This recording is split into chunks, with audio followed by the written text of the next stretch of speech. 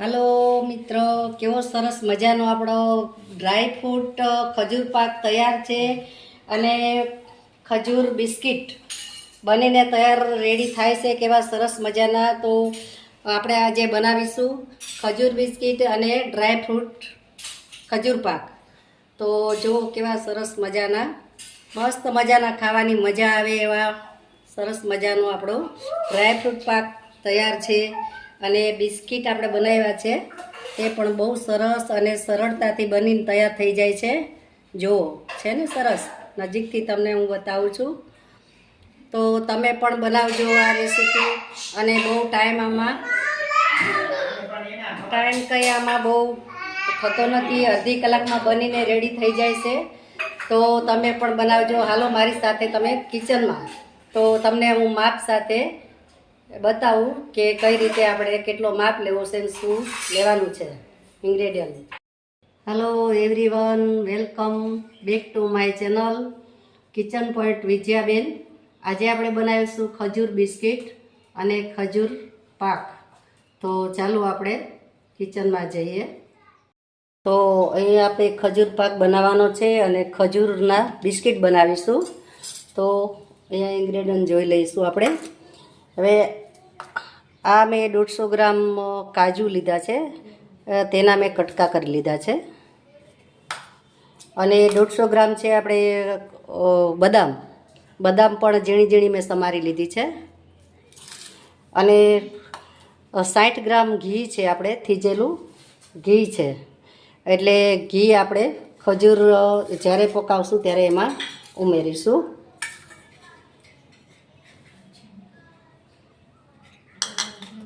તો આપણે આવા બિસ્કિટ મળે છે બજારમાં, જેને મેરીગોલ્ડ કહેવાય છે, તે બિસ્કિટ મેં લીધા છે. તો આના આપણે ખજૂર બિસ્કિટ બનાવીશું.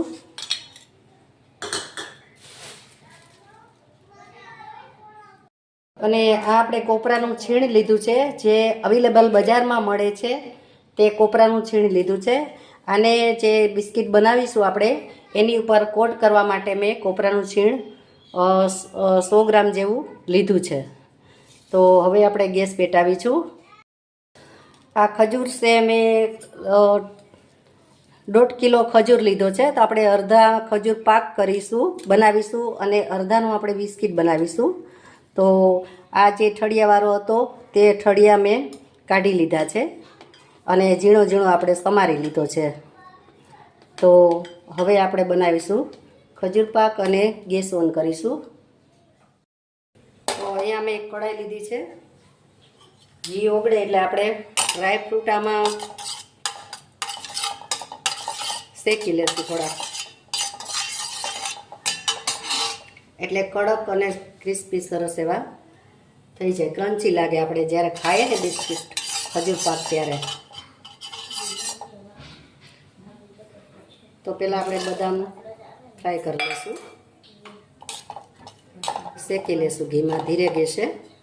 બહુ ગેસ ફાસ્ટ કરવાનો નથી, ધીરે ગેસે શેકવાના છે. તો સરસ આપણા ડ્રાય ફ્રૂટ શેકાઈ જશે.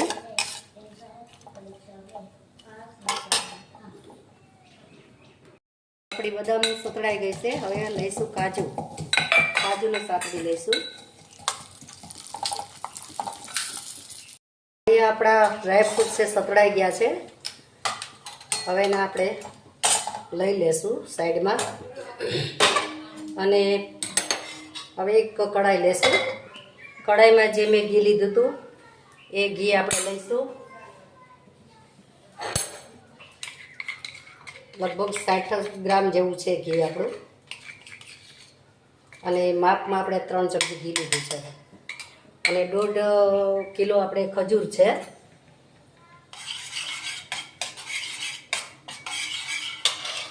આને આપણે હલાવીશું એટલે જેથી કરીને બળે નહીં. સરસ મજાના ગોલ્ડન બ્રાઉન થઈ ગયા છે આપણા ડ્રાય ફ્રૂટ.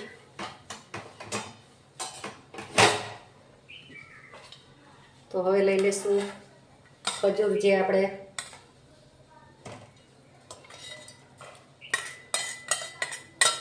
ફળિયા કાઢીને રાખ્યો છે તે ખજૂર આપણે ગરમ કરી લઈશું.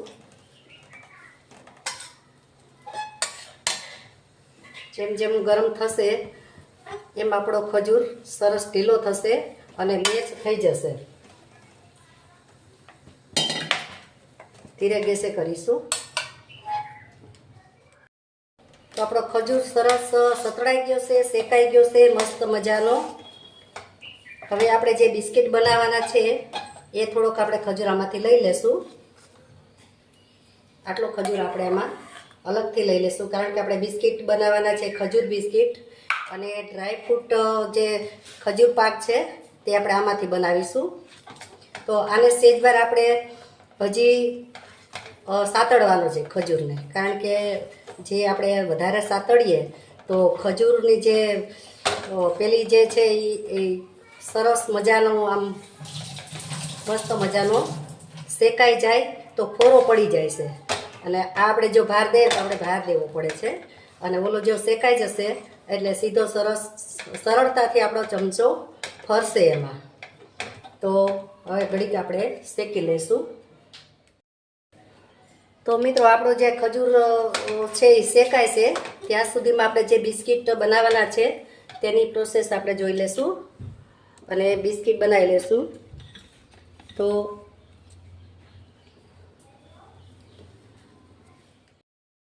તો બિસ્કિટ આપણે મેરીગોલ્ડ બિસ્કિટ મેં લઈ લીધા છે.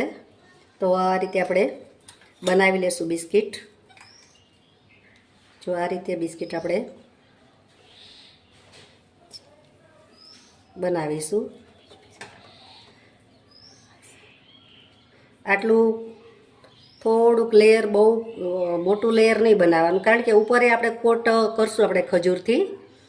એટલે જો આ બિસ્કિટ લીધું, હવે એની ઉપર આપણે બીજું બિસ્કિટ મૂકી દઈશું અને એની ઉપર આપણે એક લેયર કરીશું.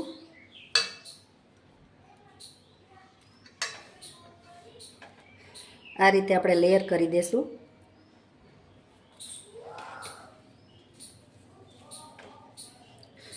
મિત્રો બહુ સરળતાથી અને સરસ રીતે બની જાય છે આપણા બિસ્કિટ, ખજૂર બિસ્કિટ. તો હવે એની ઉપર આપણે આ મૂકી દઈશું.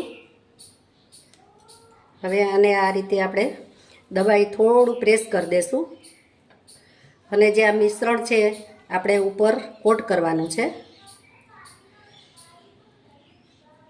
જો હાથમાં તમને એવું લાગે ચોટે તો ઘીવાળો હાથ આપણે કરી દેવાનો, એટલે ચોટશે નહીં હાથમાં.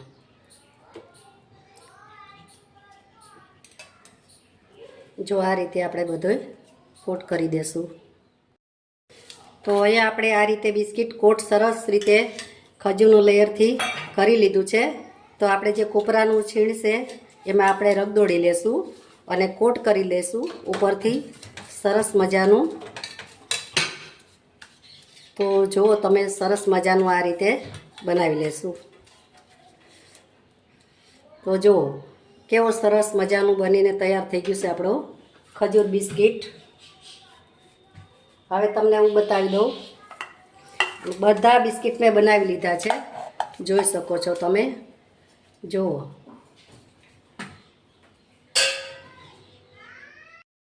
તો અહીંયા આપણે ખજૂર બિસ્કિટ બનીને તૈયાર થઈ ગયા છે. તો આપણે કાપા પાડી દઈશું આ રીતે.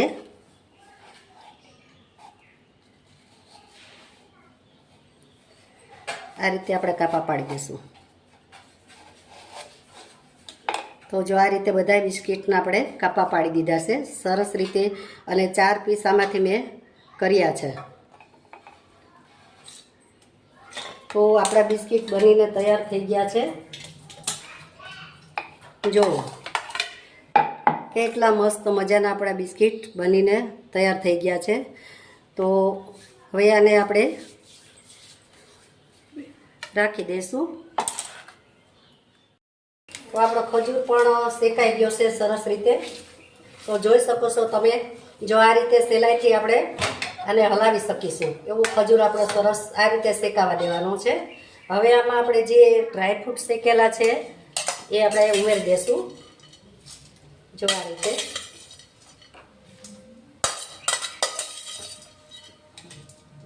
અને હવે આપણે આને હલાવી લઈશું, મિક્સ કરી દઈશું બધું મિશ્રણને. જો આ રીતે. મિત્રો બહુ સરસ મજાનો ખજૂર જે ડ્રાયફ્રૂટ ખજૂર પાક છે બહુ સરસ બને છે. તમે પણ બનાવજો. અને નાના મોટા બધાને ભાવે તેવો ખજૂર પાક ડ્રાયફ્રૂટ ખજૂર સરસ મજાનો તૈયાર થઈ ગયો છે આપણે.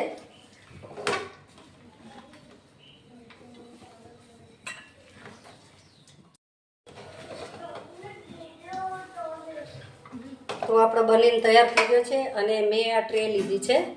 તો ટ્રે પણ મેં ગ્રીસ કરી લીધી છે. હવે એમાં મિશ્રણ આપણે લઈ લેશું.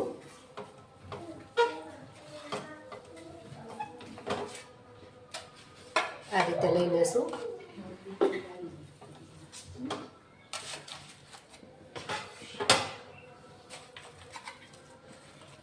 સરસ મજાનો આપણો ડ્રાયફ્રૂટ ખજૂર પાક તૈયાર થઈ ગયો છે. તો મિત્રો, જો મારો વિડીયો ગમે તમને તો લાઈક કરો, શેર કરો અને સબસ્ક્રાઈબ કરજો. અને બેલ આઇકન પ્રેસ કરજો, જેથી કરીને મારી જે નોટિફિકેશન તમારા વિડીયામાં તમને મળી રહે એ રીતે. તો આપણે આ સેટ કરી દીધું છે. હવે આને થોડુંક ઠંડુ થવા દેશું, પછી આપણે એના પીસીસ કરીશું.